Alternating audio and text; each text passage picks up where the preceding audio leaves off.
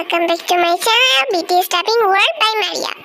এখানে কোনো আইডলকে অপমান করা হয় না, এটা জাস্ট এন্টারটেইনমেন্টের জন্য বানানো হয়। সো তোমরা এটাকে কেউ সিরিয়াসলি নিও না। আশা করছি তোমরা আমার কথা বুঝতে পেরেছো। আর like, share, comment and subscribe করতে একদমই ভুলে যাবে না। So let's start the video.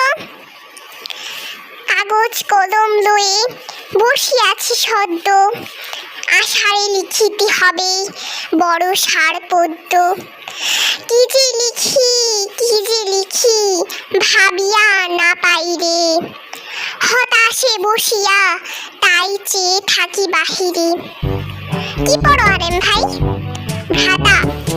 এটা হচ্ছে সাহিত্যের খুব গুরুত্বপূর্ণ অংশ, নাম কবিতা। তুইও যদি চাস আমার সাথে বসে পড়তে পারিস।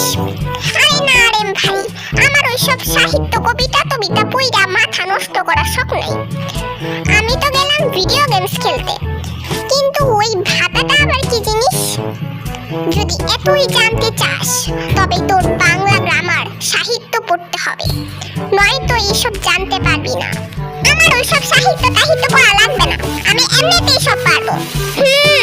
তা তো দেখতেই পাচ্ছি কেমন পারিস। Other side at the Zenit room.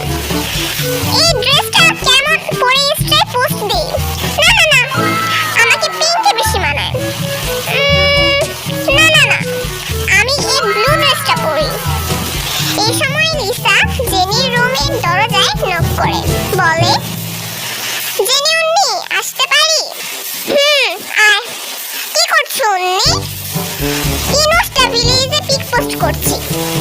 এই ইনোস্টা ভিলেজটা আবার কি উন্নি? ওই তোরা যেটাকে ইনস্টাগ্রাম বলস, আমি সেটাই ইউনিক স্টাইলে ইনস্টা ভিলেজ বলি। ও আচ্ছা, তাই বলো। তবে তোমার ফলোয়ার্স কত?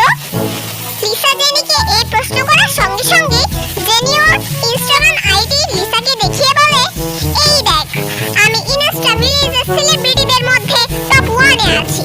আমাকে আর ফলোয়ার্সের কথা জিজ্ঞেস করিস না তো। আরে উন্নি, তুমি প্রতিবন্ধী অ্যাপসের 2টা ফলোয়ার্স নিয়ে তো গর্ব করো না তো? আমি তো টিকটক সেলিব্রিটিদের মধ্যে টপ 1 এ আছি, আর টিকটক থেকে আর্নও করছি এবং বিলিয়নারও হয়ে গেছি। 2 দিন পর সিউল সেটেল হয়ে যাব। আরে রাখ তোর সিউল সেটেল হওয়া। জীবনে তো সিউল চোখেও দেখতে পাবি না, আবার কথা বলস। তোর এই টিকটক তো প্রতিবন্ধী অ্যাপস পুরো পৃথিবী জানে। আর তোর সাহস তো কম না, তুই আমার ইনস্টা ভিলেজে প্রতিবন্ধী অ্যাপ বলস? থাপড়াইয়া না গাল লাল কইরা দিমু, কইয়া দিলাম। তুই থাপড়াইলে আমি কি বইয়া থাপ্পড় খামু নাকি? আমি তো তোর সুর সিরা মুখের মধ্যে বাজা কাটি ঢুকাই দিমু, যাতে জীবনে আমার লগে ঝগড়া করতে এলে 1000 বার ভাবস। হ্যাঁ, কি কইলি তুই আমারে? তুই আমার সুর সিরা মুখের মধ্যে ভাজা কাটি ঢুকাই দিবি? তোরে তো আইজ আমি খাইছি লিসা। তখন ওদের তো চিৎকার চেঁচামেচি শুনে পাশের রুম থেকে রোজে জেনির রুমে এসে এসব দেখে ওর চোখ কপালে উঠে যায়। এই তোরা থাম, কি করছিস? রোজে তুই একটাও কথা বলবি না। এই লিসারে তো আইজ আমি দেখাই ছাড়বো। এই জেনির বাচ্চা, তোরে তো আমি আইজ আস্ত রাখবো না। খুব মুশকিল তো দেখতেছি, কেউ তো কাউরে ছাড়া পাচ্ছি না। কি করি? আইডিয়া। মা তুমি আসো, দেখো এই দুইটা কি শুরু করছে। কি মা সব পালাইছে ভিতর দল। আমি যাই যে সন্নির রুমে দেখি ওই কি করে।